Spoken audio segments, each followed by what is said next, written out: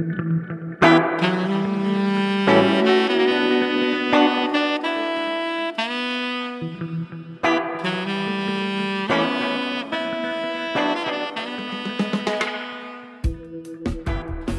listening to the Speaking Tongues podcast. I'm your host, El Charisse. Each week, I sit down to a conversation with multilinguals where we discuss and celebrate language, life, and culture through our own perspectives. Episode 134, Speaking French.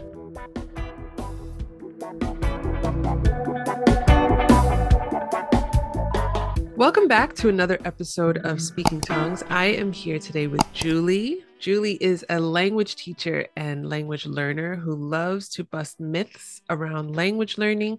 And she's also a really damn good French teacher. Julie, how are you? Nice to see you. I'm good. I'm doing great. Thank you. How about you? I'm fantastic, and I'm so happy that you're joining me today and that we're gonna chat for a bit. Yeah, I'm really excited because I love talking to you about languages. Like I feel we could talk about it for hours. Yeah. So yeah. Yeah. So I feel like the audience is gonna get a glimpse into our chats that we have offline. So this will be fun. This will be fun. I like to start each episode with the same question. And that is, what is your first language and which languages have you learned to speak? So my first language is French. I was born in France. I grew up in France. No one in my family speaks a word of any other languages. And then I learned English as a teenager, because I was obsessed with Harry Potter and like all of the other nerdy books. So I learned English for that. And then I learned Spanish at uni because I was living with Mexican people and Colombian people, and I just wanted to speak Spanish with them. And then I also learned Italian. Actually, I learned Italian when I was in high school, but I hated it. And then I kind of rediscovered it later on. And then I learned Arabic and then Portuguese. And I've dabbled in like a dozen more languages, but I couldn't say that I've learned to speak those languages, but I've dabbled in a lot. Yeah. Wow. So you had that kind of um language education early on in France. Like, did you have an opportunity? You say you learned Italian in school, but did you have an opportunity to learn English in school, or did you just learn that on your own? Oh, yeah. No, so like we have English lessons. So mine started when I was like, I guess we had like introductory classes, I guess, when we were like maybe 8 or 9 years old. But it was just a bunch of songs and a few colors. But I think that's what sparked the Harry Potter English connection, because I think they mentioned something about Harry Potter being English, something like that. And so I became obsessed. But we had proper lessons from 11 years old. I don't know if this has changed. But yeah, from 11 years old, we studied English in school. And then from 13 or 14, we started Spanish, so like a second language. Mm. And I took Italian as a third language, but that was an optional thing. And I really hated both Italian and Spanish because my teachers were not like, I don't want to blame my teachers because I know what it takes to teach now. I think the system wasn't great. And Oh, so okay. I really didn't like those languages, to be honest, until my last year of high school, where I had the most amazing Spanish teacher, and she really like inspired me so much. And that's why when I went to uni, I was really motivated to like speak Spanish. So we do have exposure to languages in school, and at least in France, in a school system. But yeah, I think the system is there's a lot of red tape for teachers to, be able to step outside of the textbook and like do activities and like school trips and like a lot of things that would be amazing. And I know teachers want to do, they just can't do it. And yeah, and I was thinking about this the other day as well. I think that, and that's in every single country, the fact that we have grades in school when it Mm. comes to languages, I think destroys the whole language learning process itself, because we are learning languages, we're learning words, we're learning conjugation to get good grades, not to communicate.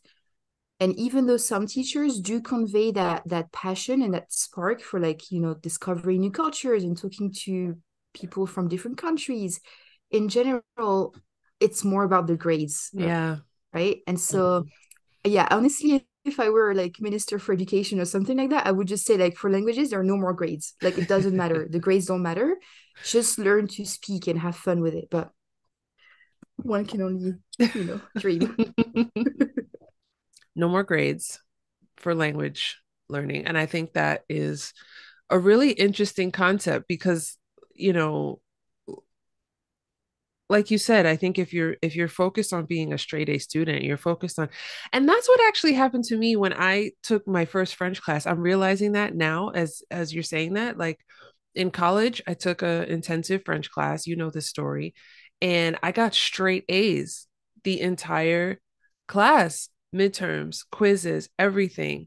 But when it came to the oral exam, I flunked because the teachers asked me one, I'll never forget. She asked me, "What did I eat today?" And my response was, Je ne mange pas. And she said, "You don't eat? Like ever?" And I was like, "Oh God, like I will never ever forget that." But like, you know, when you're a student, especially when you've been a student for so long, this is my senior year in university, like, you know how to study, you know how to get the information you need in order to pass the class. But when you're actually faced with someone who speaks that language, you're just like, well, oh, well, I don't know what to Yeah. do. Yeah. Um, I know that you have traveled a lot and you've been very international the last few years. How did your knowledge of different languages help you navigate the world and help you to meet new people and experience new things? So I always tell this to my students. It's Hmm. not so much the amount of like words that I know in X, Y, or Z language, is more the fact that I try. And so, as I said, I've dabbled in a lot of languages because literally, if you have, if you know, I don't want to, 10, 12 sentences in a local language, it gets you so far. Like, if you know how to say, this is delicious, what's your name? Um, you know, do you have, and then you can kind of gesture or whatever. Like, these sentences are so basic, quote unquote, but like, they get you so far. And people really appreciate the fact that you try to say Mm. those things. And so, yeah, like, I would say that even if I only spoke French, like fluently spoke French, but no other languages, I would still have had the same connections because I try to joke around with people and like ask them for things. So like, yeah, it's really magical the way that you connect with people when you make an effort. Especially because I find that now there's so much, like the world is so globalized. Like there's so many people traveling, so many backpackers everywhere, tourists, and so people kind of expect everyone to speak English. So when you go out of your way to learn five freaking sentences, people are so happy. It's for me, it's like the most obvious thing, right? But I guess it's not that obvious to everyone, and so yeah, it gets you to be invited in people's homes for dinner or like be shown really cool places, Mm, traditions. Like I remember in Rwanda, I stayed in like a campsite. It was like the woman had grown up in the States, but she was from Rwanda and she returned as an adult to have like a cultural, artistic place where women from the village who had difficult situations could like come and work and like show their cultures to tourists, etc. mm.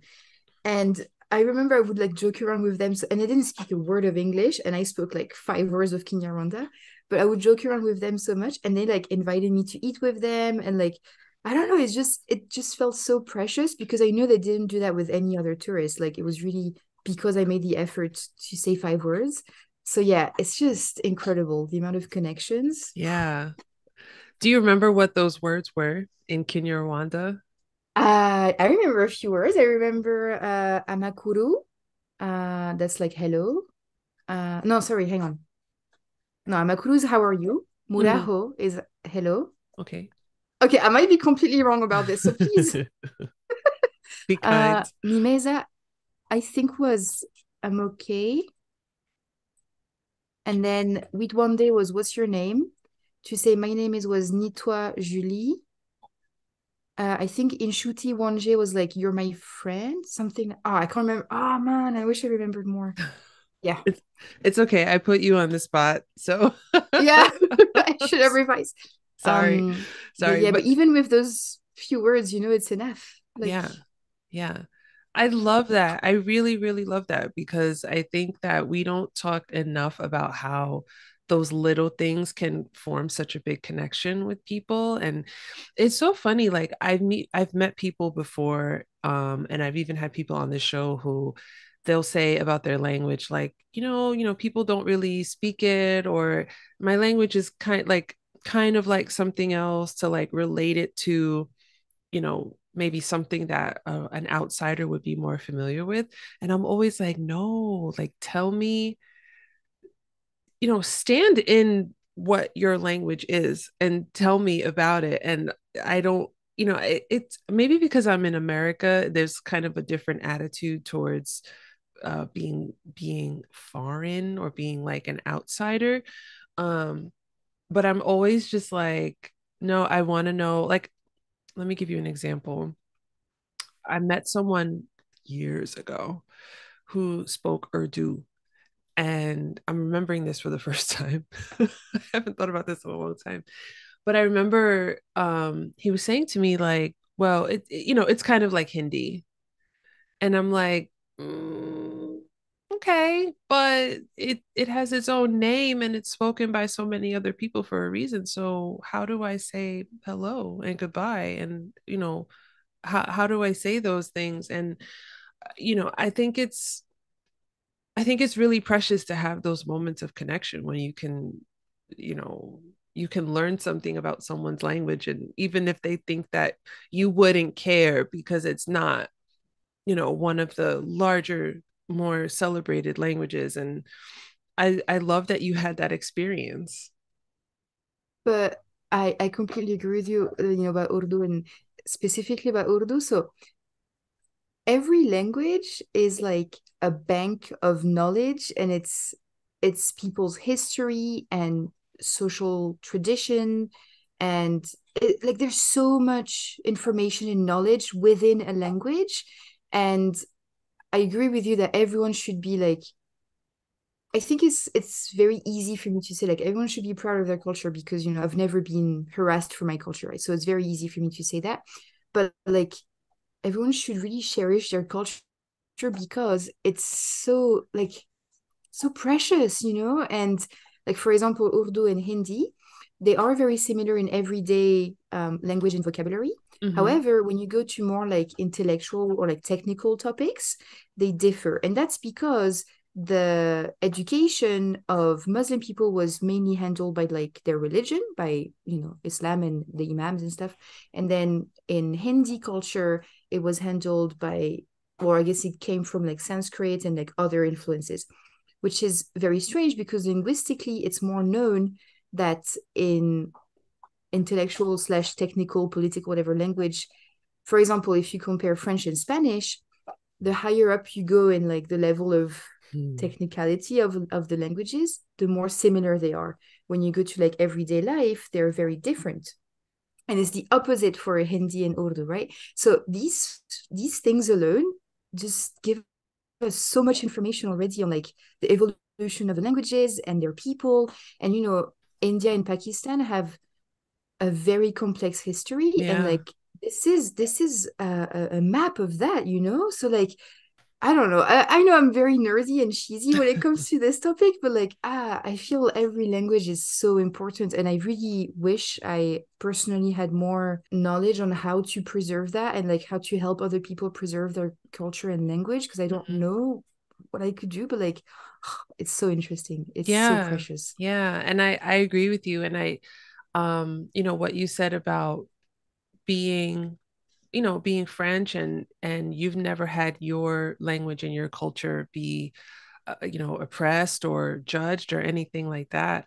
I was just talking about this in the last episode. Like I forget that I appreciate language, I appreciate people's culture and where they come from, and I want to know everything, but I forget that there are people who have been persecuted for their language, who have been oppressed, who have been made to feel ashamed or uneducated because of the language that they speak. And that, like you said, that it tells so much of a history, it tells so much of a past, and sometimes that past is painful. So it's like I'm like you, and I feel like that's why we get along so well, because we're both just like so curious, and we want everyone to be happy and proud and share their culture and love all of that. And unfortunately there is so much political um underpinning to all of Yeah. that a lot of people feel. And we don't know what that feels like, but we're Yeah. definitely not trying to trivialize Oh no, um absolutely not. anyone's Absolutely. Yeah. And I could never understand. For example, in France, we have a lot of uh immigration. We've had and we still have a lot of immigration. And a lot of people don't teach their kids their mother tongue or like the languages of their country of origin, Mhm. because they want them to be included. They don't want them to be, victims of discrimination. And like on the one hand, I feel like, yeah, I understand because I see the social climate right now in France and like I get it. But on the other hand, I just want to say, like, please teach your kids your language. Like it's so, but who the French am I to say that, to people? Like, so yeah, uh Mhm. yeah, I understand what you mean. Yeah. Do you follow Melissa from Lingala Lessons on Nope. Instagram? You need to No. follow her. She's Yes. And she's she's Parisian. She grew up in Paris, and she's Congolese. And she was telling this story in an episode with me. She was talking about how so many Congolese people that she grew up with like were made to feel like their language was ugly and their language was undesirable in Paris. And she started her platform because she wanted people to learn their language, to be proud of where they come from, to be proud of their culture, and to change a generation. And I think like, man, like I see that happening in France, and I think about how that has happened here in the US too. And it's just like, why don't we learn that this is not the way, like yeah. this could be a totally But different I conversation. feel for yeah, but I feel the only, like, not the only thing, but like one of the things that we can do, and I guess we're doing it, is to kind of tell not the people who have multiple cultures and stuff, not to tell them how to feel, but rather the other people, the ones who only have French culture as a culture, as a reference, and show them how freaking beautiful and amazing other cultures are. And like that's part of the reason why I'm learning Arabic, to be honest. It's, there are other reasons, but like one of the reasons is because France has so much Islamophobia. And for me, it's like telling other French people, like, look, I'm a huge feminist. I'm super like, yeah, I'm intense about a lot of things, yet I'm learning Arabic and I'm loving it. I'm loving this culture. Like, look, this is an amazing, beautiful, well, multiple amazing, beautiful cultures, um, under the umbrella of Arabic. And like, look, this is so cool. And I feel this is the only thing I can do really, is to show other people who only speak French, for example, like, hey, don't judge these people. Their culture is awesome. Because, what else can I do really? But Yeah. yeah, I think it's sad, as you said, the Yeah. political, yeah. Yeah. Um, so we are talking about French today, a Mm-hmm. colonial language, Julie. How dare you? I know. I apologize, by the way. It's okay. I actually have not had a conversation about French on the show in quite some time. So I'm Ooh. happy to be talking about French with you. And we're talking about all over the world, and I did drop that snide comment about being colonial in there. But we know that French is spoken all over the world. We know why Mm-hmm. French is spoken all over the world. But one thing I want to talk about, and I think you're a great person to talk about this with, is like when I'm a French learner, you know this, my audience should know this, but when we're exposed to learn French, speak French, it's so focused on France and micro Mm-hmm. focused on Paris. But we know that there are hundreds of millions of French speakers all over the world. And the language evolves, the language changes, the language mixes with local languages and cultures. I'd love to know, as you're a global citizen, how have you noticed French being used differently in different parts of the world during your travels? And that could be in, on Afrique, on other parts of Europe, in parts of the Americas, people you've encountered from these regions. Like, how do you notice communication molding and shifting and changing in the French language? Aside from Quebec, so Quebec is a bit of a special thing Mm-hmm. because they were not so much how can I explain? Basically, when we colonized that region of the world, two Frenches were spoken. There was Mm-hmm. like Normandy French, Normand, and the other French.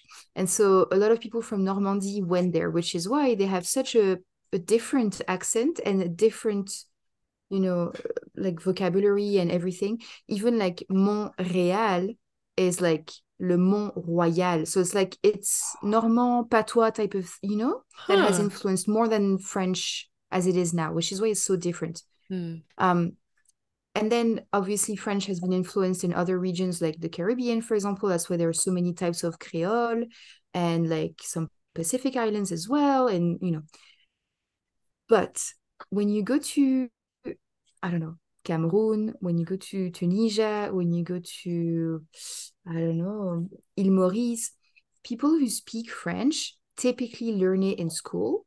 So, I mean, I haven't been to all of these places. So, like, please, if I am wrong, someone correct me. But I am under the impression that people learn or use French in more of an academic, official setting. Mm. And they use other languages at home with their family and friends, which means that when you go to Tunisia and you speak French to people, they speak exactly like we do in France. And I don't like to pass the judgment of like a better French or a proper French because linguistically there's no such thing.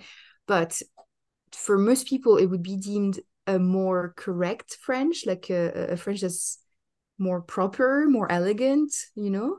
Um, and so, yeah, I find that, as you said, people push towards go to France to practice French, go to Paris to practice French, when really French learners would have an awesome time going to learn French in Senegal, but Mm. also discovering a different culture. Because I swear that most people who speak French in a lot of places speak with the exact same accent that I do. Might be a little bit different, just like there's, the south of France accent and the north, but it's not that different. It's not as different as, for example, Texas English compared to like New Zealand English. It's not as different as that. Hmm. So that's the first thing. The second thing is, I've met a lot of French speakers like as I traveled. And it's very interesting because a lot of times, for example, in Rwanda, so Rwanda used to be a Belgian colony. Oh, And yes. after, yeah, the history of Rwanda is worth studying because it Yeah. is intense. Yeah. Um, and so a lot of people there still speak French.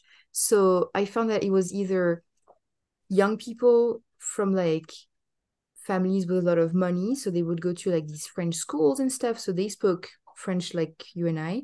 And so then there were like old people in the farms and in the, because I did a hike that basically crosses the country. So I talked to like a ton of people in the countryside. My And it gosh. was so cool to meet like, well, not cool, but like it was just surprising, I guess, to meet like people in the middle of nowhere that would just like come and say hi to me and speak French to me. And it was so crazy. So yeah, I find that it's a cool connection, la francophonie. The reasons for this connection are awful, obviously, but the fact that there's still that kind of network of people who understand each other, even though they're from completely different countries, I think that's kind of cool.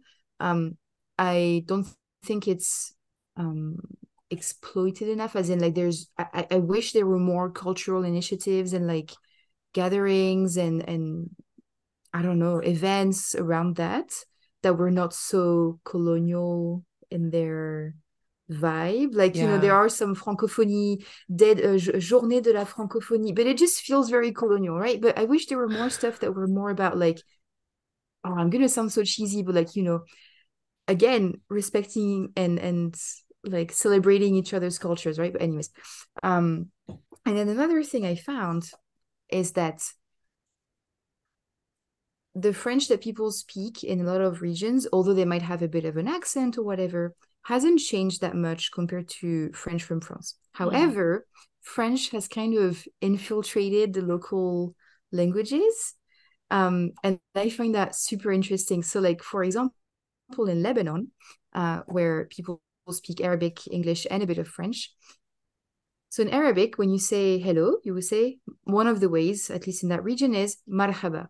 And the other person can answer marhabten. And so adding this like n suffix means that you're saying two of, so like two hellos, right? So you would say hello, I would say two hellos or like hello back, right? Hmm.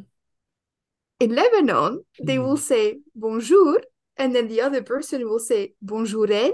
So like they will add the Arabic suffix to the French word to Arabize it. And I just find that so beautiful. Like it's just linguistically speaking, it's so beautiful. That's And amazing. I laughed so hard when my teacher told me this. I was laughing for 10 minutes. So yeah, so I think French has infiltrated a lot of the local languages as well. Hmm. And I find that very interesting how they just kind of connect each other. Yeah. Yeah, I love that. And that's what I love about Creole languages also, because when you have, I think, and I've said this before on the show, I think that when language evolves and develops out of a colonial system, anywhere in the world that you are, I think it speaks to the resilience of a people. And I think that it just shows like human ingenuity and what we're able to do to communicate, because a lot of times under colonial circumstances people had to communicate. They had to communicate for survival. They had to communicate to warn someone else of danger, or to run from their oppressor, or to hide from their oppressor, or to hide what they're doing because it's not allowed, it's illegal, it's forbidden. And the ways that people have been able to circumvent that turned into a whole new thing that generations are using to this day and still changing and still rolling with to this day. I think is like a superpower. It's like a human superpower. If you enjoyed this episode of Speaking Tongues, don't forget to subscribe, rate, and review the Speaking Tongues podcast on Apple Podcasts, and like and subscribe on YouTube so that other language lovers like ourselves can find the show. If you've been a longtime listener of the show or even a recent listener, you can now pledge ongoing support for the show on buymeacoffee.com or on patreon.com. I think it's like very interesting that, these languages, not all of them, of course, but like so many languages and traditions and stuff have survived that. And like, I don't know, I think it's so, so beautiful. And I think a lot of, for example, in Mexico, like indigenous languages, a lot of them have disappeared. A lot of them are endangered. Well, I guess all of them are endangered. And it's funny because, for example, I went to Mexico wanting to learn Nahuatl. And so everyone there, literally every single Mexican person I met said, oh, Nahuatl is not a language, it's a dialect. Mm. And I was like, whoa, what? No, No, no, absolutely not. no. Like, I'm sorry, if you look at the definition of what a language and what a dialect are, you know, there are multiple dialects of Nahuatl depending on the region, yes, but Nahuatl is not a dialect of Spanish. No, absolutely. But I think that stems from the, very racist government. Like, if you tell someone you're an indigenous person in Mexico, it's an insult. So like, and I'm not saying this to judge Mexicans because, I'm French, like we are way worse. But like these languages are going to disappear if no one learns them, right? Like if no one passes them on. So I think it's very impressive, as you said, that so many languages have survived that intense colonization. But I think that our colonization nowadays is worse because we use social media, we use like, this kind of this Western culture or identity, I guess, that a lot of people around the world kind of want to acquire because they've been made to think that this is what success is like, right? Like you're successful if you have an American car and you have French Mm. clothes and so I think that now the colonization is more brutal when we talk about languages and culture. I think they're more at risk of disappearing than before, I Yeah, think. well, tell me about that because you've been out in the world a lot more than I have been in the last 4 years. Like, what have you seen in your travels about people wanting to learn languages or feeling like that English is the colonial language now? Like, what have you witnessed that is affecting people? I have a brutal story. I think I told you this before. I think I told you when we first spoke. I was in Amman. In Rwanda, there was a little girl who kept like taking my hand and trying to like take the color of my skin as if it were like cream, and spread it on her face. And like in Rwanda, so many people wanted to learn English and like asked me for my phone number so I could teach them English. And I was like, it's horrible. I don't know what to tell them, like Yeah. yeah, of course I'll help them, but like don't go to France, don't go to the US. Like, it's not what they think it is. And they're not going to be treated and they're not going to have the comfort of life that they hope to have because these countries are really cracking down on immigration right now. Like it's not going to happen. But what do you say? And I taught English to Colombian people. All of them, well, not all of them, but like 90% of them wanted to go live to Canada or the US Hmm. as if it were like the only way to have a good life was to go to the US, go to Canada. And yeah, everywhere, everyone wants to learn English. And it has given me the opportunity to have really cool encounters and meet really cool people because I met people in the middle of and I'm not exaggerating when I say the middle of the desert, like teenagers who spoke perfect English, like amazing. Mm. And they were so cool. And, one of them wanted to be a doctor and he wanted to study in London. And like, so I've met really cool people like that, but it's everywhere. Everyone wants to learn English, and then everyone wants to learn German, French, and they want to, go to Europe. And it's bad for me to say everyone because not everyone, right? But like a lot of people that I've met, were feeling like that, and yeah, it's a strong change. I feel like it's a strong movement, culturally that so many people. So yeah, That's trippy. That is yeah. so like I think my only like encounter with that is so trivial. I mean, thank you for sharing those stories, first of all. Um, but I had a moment where I kind of realized like, oh, English might be becoming like really desirable for a lot of people. Like, um, the first time I went to Europe, it was in the late 90s. And I um I remember it was my first time in Europe. I was in France and I was in England. Well, it was England, but okay, so I was in France. And then I was also a year later, I was in Italy and I was in Greece. And I remember going into the stores or going into a shop, a supermarket, whatever. And on the radio, I was hearing pop music, but it was in whatever the local language was. And I remember thinking like, I was a teenager, so forgive me, but I was naive. I was like, "Oh my God, they have pop music here! Like, this is amazing!" Like, I don't know what I thought, but I remember just thinking like, "Oh, I like this song. Like, I'm really into this." And then I remember finding out about like French hip hop, and ever since then, I've been like hooked on like specifically '90s French hip hop. Right. Fast forward to was it the last time I was in Europe? No, it wasn't, but I was in Italy a couple of years ago, and every store I went into was playing English language music.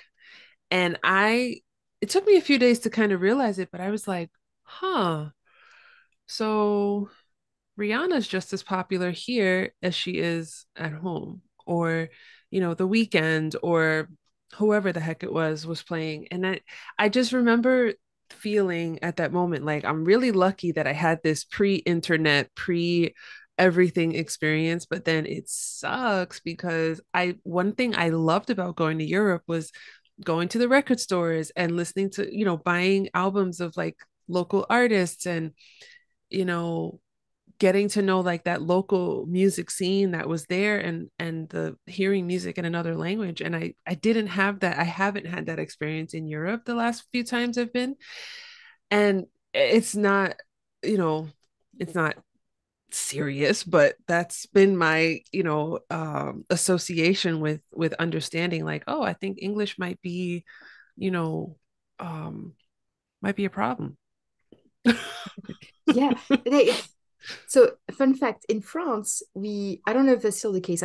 I'm sure it is, but we have a law that forces TV shows to have a certain amount or like a percentage of words in French in the name. Mm, Because otherwise, all of our shows would be Master Chef, The Voice, Dancing with the Stars, and all of this. And so they made this law so that now they have to have like a French title, like or like I think it's maybe 75 or 50% French, something like that. mm, Um, which I find very interesting. Like they're really trying to make people not want to be American. I don't know, like mm.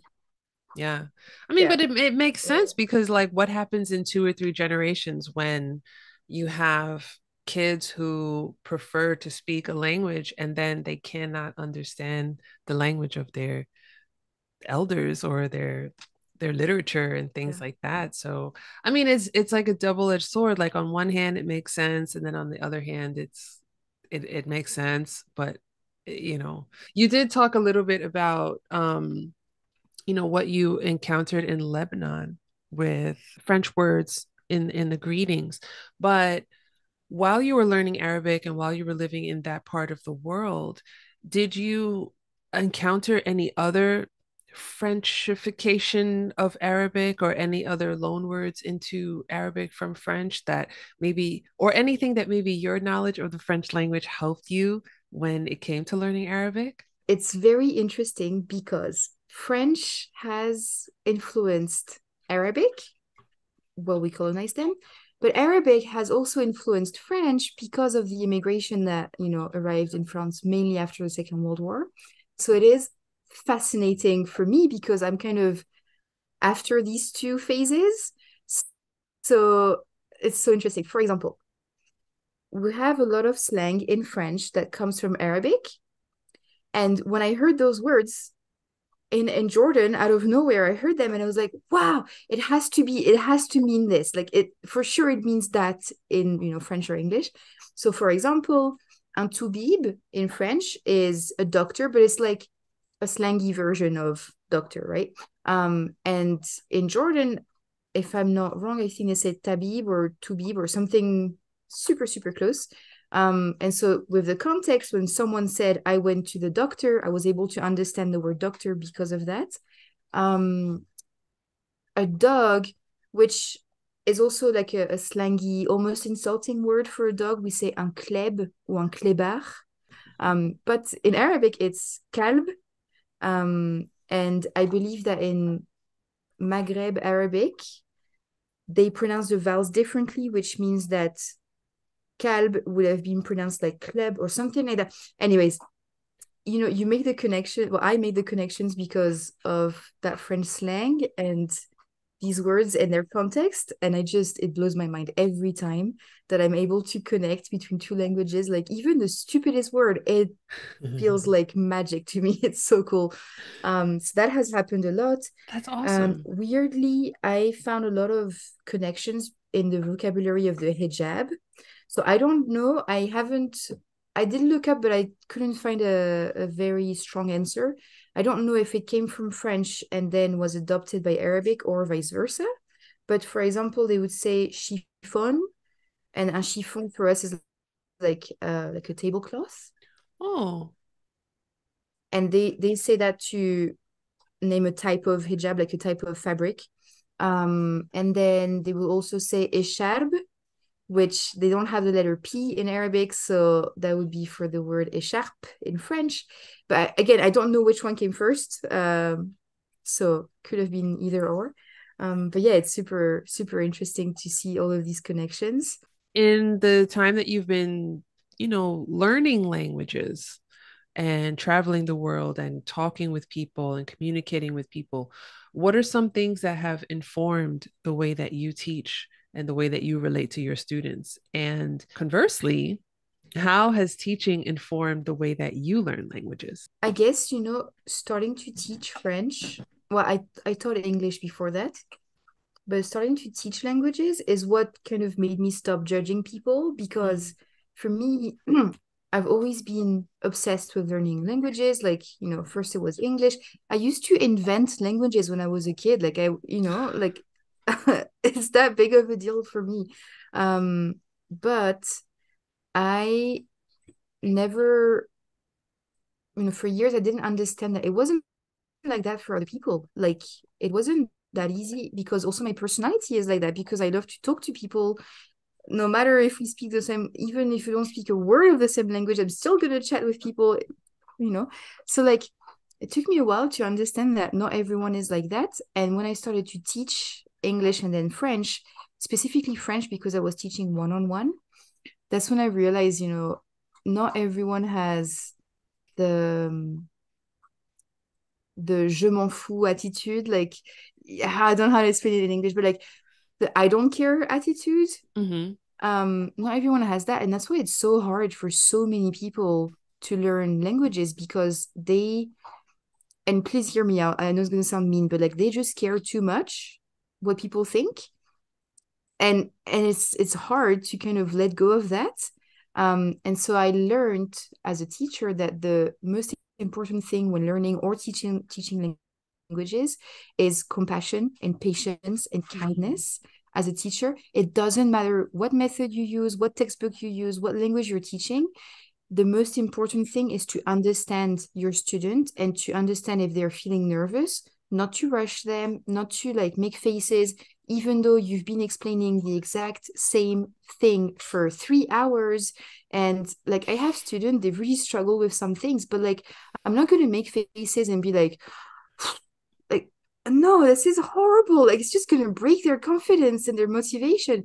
And so, yeah, what I've learned is not really language based. It's more like that it doesn't matter. The language itself, the grammar, the program doesn't matter. What matters is the human connection because at the end of the day, that's also what you're trying to do when you're learning a language, right? Like when you're speaking a language. And so, yeah, I've found a lot of compassion for people who were not born with that passion for languages and to try and like guide them and be honest and be like, yeah, I make mistakes literally every day. I make mistakes in English still, even though I've taught English, so yeah, I've learned that compassion is the most important thing. And then what it taught me as a learner is that I need to be more consistent because I see that my students who are making the most progress are the Mm-hmm. ones who are like so consistent.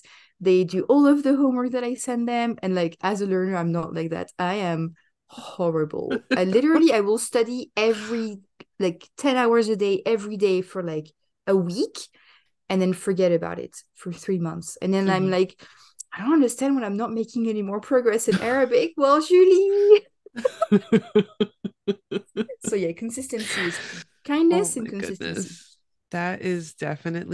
That's me too, because I'm laughing because um I'm the same way. Like I study, I mean, you know this because you've been my French teacher. Like I don't do my homework and I should, and I don't study and I should, and then I come to class and I'm like, why don't I know this? And it's like, well, duh, because you didn't look at it since the last time you saw Julie's face on the screen, and it's you're only fooling yourself, like you big dummy. Like what is wrong with you? Yeah. Mhm. I think that's why it's very important to practice the language in a way that's manageable. Like if you set the goal to of like you say that you're gonna listen to French podcast an hour a day every day, you're gonna do an hour of conjugation, like that's not very realistic. However, if you L who are super into cooking and like food from around the world, you kind of decide, okay, once a week, I'm going to look up a recipe from like a French speaking country and I'm going to make that recipe or just read it.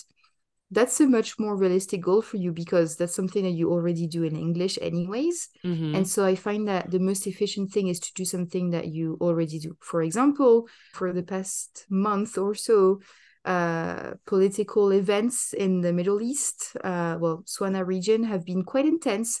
My Arabic listening skills have improved like crazy because Wow. I figured if I'm going to watch the news and like just doom scroll for hours on Instagram, I might as well like look for Arabic content on that topic.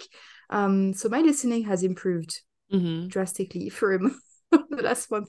So That's yeah, do stuff that amazing. you already do in your normal life. We had a conversation on Instagram in the fall.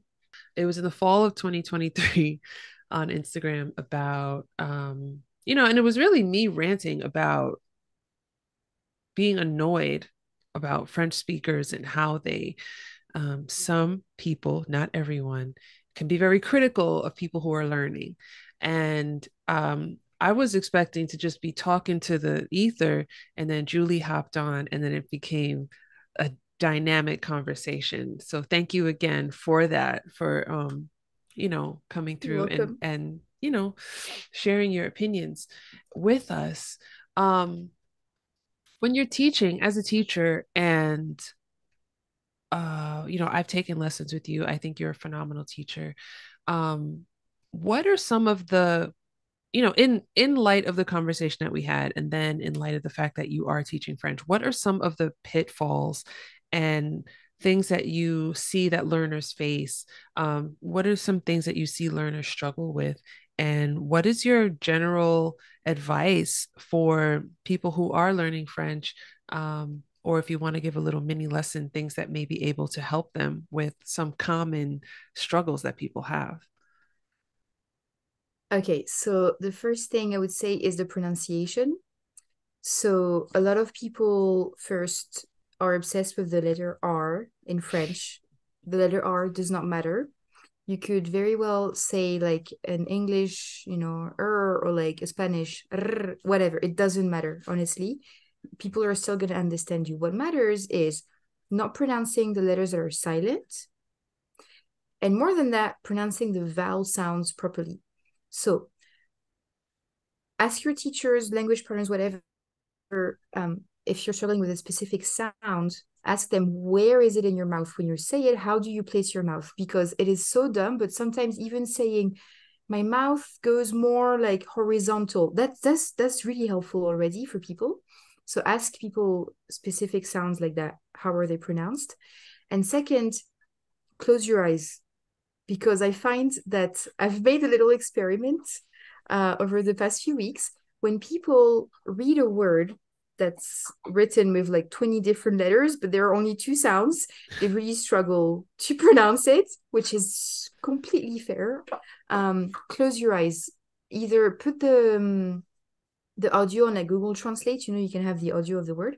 Either put the audio there and repeat out loud with your eyes closed, or ask your language partner to say it and you repeat with your eyes closed.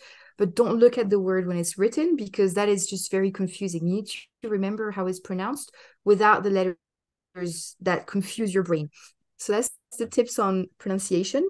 Let's talk about your language school. Let's talk about for people who do want to, um, for people who do want to improve their French, learn French for the first time, improve their conversation or improve their grammar at all. Because Julie has an explanation for a lot of French grammar that's really helpful. Please tell us about your language school. Why did you start it? Tell us a bit about what you do, where we can, and then most importantly, please let us know where we can find you. So my language school is called Towanda Language School. Uh, have I ever told you the why I called it Towanda No, you Language never School? did. Do you know the movie Fried Green Tomatoes? Yes. So you know it's like her war scream, like Towanda. And like that movie represents everything I stand for, like female friendship over, stupid men that are like doing stupid things and like, fighting for people of different colors. Like, I don't know, it just so I thought it would be a cool name for my school. And so And yeah, that's why that's your the type logo of is a green tomato. It makes exactly. sense. Yeah. And so that's kind of the vibe of, what I do. I feel like it's not just about learning grammar together or like me giving you a list of words. I feel it's about also connecting on a deeper level and talking about all of these topics that we talk about. But then with other people, I talk a lot more about like gay rights and women's rights. And then with other people, we talk about the planet. And like it's about talking about what matters to us and like finding these connections. And then the French kind of becomes the second most important thing in the conversation. And I think that's the trick. I think that because we're not focusing so much on the freaking subjunctive or the conditional, but we're focusing on like actually having a debate or agreeing on something. The French is not so scary because it's not the main focus of the conversation. So that's kind of, what I focus on. And then other people, we don't have such deep philosophical conversations. We just talk about the drama because I'm a very dramatic person and drama follows me. Um, so we also have very light, fun conversations and talk about their mean bosses and their annoying children, like, everything, honestly. And so yeah, and so I'm right now on Instagram and on YouTube. For the next year, I'm planning on having, I'm not exactly sure yet, to be honest. This is kind of in progress. So if anyone has ideas, I'm very, very happy to hear them. I want to do these group conversations, like these conversations about these topics, like colonialism and the planet and I don't know, all of gun laws in the US, like all of these things that are, I think, super important. I want to talk about them with small groups in French, obviously. And so, yeah, I'm kind of figuring out how to organize this. I'm also creating a course for beginners so that people with a bit less, money with a small budget can still have the same lessons basically, except it's already recorded. So yeah, that's kind of what I'm building right now. That's amazing. I love that. I will add links to all your platforms in the show notes for this episode so that people who are interested in getting in touch with you can just click the link and get in touch with you right away. Thank you. Oh, thank you.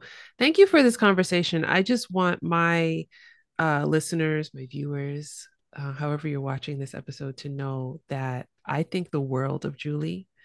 Oh, I think that she is an extraordinary human being. And I don't remember how we met, but I can tell you I that we remember. became friends very quickly. And how did we meet? Remind me, because I remember exactly. I can literally picture where I was sitting when I was sending you audio messages because I had listened to your podcast about what's her name? Eclass, I think her name was, yes, yes, that's right. right? E-class, About yeah. learning Arabic. And I reached out to you on Instagram, and I think I said something like, "Oh my God, I love your voice and I love how you speak." And I think we started chatting. You said you were learning French, and I think we started talking about what we talked about today, because I think we've talked about this topic like 10 times already about, French being spoken in different places. And what's funny is at the time I was in Scotland and I was really lost in life. I didn't know what to You do. It were was the in Scotland. pandemic. Yeah, yeah. Yeah. And I wanted to go to Jordan to learn Arabic, but I wasn't sure. And honestly, I think you were part of the reason why I just like said, okay, French shit, I'm leaving. I'm doing this. Like I'm just gonna learn languages and so yeah, I remember where I was sitting. I was by the lake and I was sending you audio messages. I remember exactly where I I was. love that. And I remember that now. And it's so funny because the reason why I don't remember is not because it didn't matter, but it's because I feel like I've known you forever. I feel like I've known you for Right? such a long time. And I'm grateful for you every day. I'm grateful for your friendship. I love you to pieces, and I wish you all the success in the world. Oh, stop it. By the way, I feel the same about you, El. I think, the work you're doing with your podcast is amazing. And I wish you had millions of people who follow, or who listen to what you're saying and what the people that you invite are saying, because it's so interesting. And yeah, if more people could be like you in this world, I think we would be better off. But Thank you again for this conversation. no, thank you. I like to end each episode on the same question. Um, we're keeping the ball rolling of fun. So, do you have any jokes, popular sayings, tongue twisters, cool slang words, idioms, words of wisdom, or words of advice in French to share and to teach us? Yes, I have one, which is the most cliche French. So this is French from France. Mhm. I'm sure they use that word, but like the attitude behind it is French from France. Do you know the concept of la flemme? La flemme? Yeah, la No, flemme. no. So it has nothing to do with like being sick or anything. It's more like when you want to do something, you should do it, but you're too lazy to do it. So like you would say j'ai la flemme. J'ai la So like right flemme. now, my dog is looking at me like she wants to go out, and I'm feeling really lazy. So I will tell her, "Oh non, chat, j'ai la flemme." Like I'm feeling lazy. And Ah. if you have a cigarette in your hand like this, and a beret and a piece of bread with cheese, it's even more like, the attitude of like, "Oh no, la flemme," like that. With the striped shirt and everything. Yeah, of course. Hmm. Yeah. So yeah, la flemme. Like we say that all the time. Oh my God. I'm gonna add that to my vocabulary because j'ai la flemme Mm-hmm. souvent. Yeah. It's not that you don't want to do something. It's just like, ugh, Yeah, you like know? blah, like ugh. Yeah. Yeah, Yeah. I get it. La flemme. I get it. That is going to become a part of my French vocabulary. I love that. There you go. Thank you. Merci beaucoup. Merci beaucoup Merci for à toi. cette conversation. Uh, I'm surprised that it took me this long to get a sentence out in French. I'm a little disappointed in Yeah. I myself. mean, I told you a long time ago, I think we should record, or you should record podcast episodes in French, Ugh, because your French is amazing. And honestly, like people like you, and I'm sorry, and I hope you keep this in the podcast. People like you make me want to just like grab you by the shoulders and just shake you and be like, dude, your French is amazing, your Italian is amazing. Like, trust yourself, and like just, I don't know, yeah, have confidence. And I know it's hard, but like I just want to knock the confidence in your head, because you have an amazing level of French and you speak French. And when you say like I've been learning French, I'm still a beginner or like intermediate, dude, you speak French. Like, and that annoys me so much. Like with, and when I'm like, when you're like annoyed, but because you love the person and you're like, I know. yeah, that's how I feel about you in French. So do make episodes in French. Okay, I will. Julie, thank you so much again. And before I let you go, really quickly, think of the first language, whatever comes to mind first. But in this situation, when you've been having a conversation with someone for a long time, you've been enjoying the conversation, you're having a ball, but you're about to go your separate ways. What is the best way to say goodbye? Ooh. So in French, we have this like very old grandpa expression, and it's à plus. So à plus is like two more, I guess, which we say very often, à plus, à bientôt. But then we would answer à plus dans le bus, like in the bus, just for the rhyme. So it's a bit like see you in a wild crocodile type of thing, right? À plus dans le bus. À plus dans le bus. Dans le bus. Julie, à plus dans le bus. À plus dans le Merci, bus, elle. merci beaucoup. And I Merci will à toi. be I will be talking to you soon. All Bye. right. Bye. Special shout out to Speaking Tongue supporters and listeners Heidi L, Linnea H, Pat N, and Jari A. New episodes of Speaking Tongues are available every Monday, 7 a.m. Eastern Standard Time. Don't forget to subscribe to our YouTube channel and to like and share episodes with other language lovers like ourselves. A biento!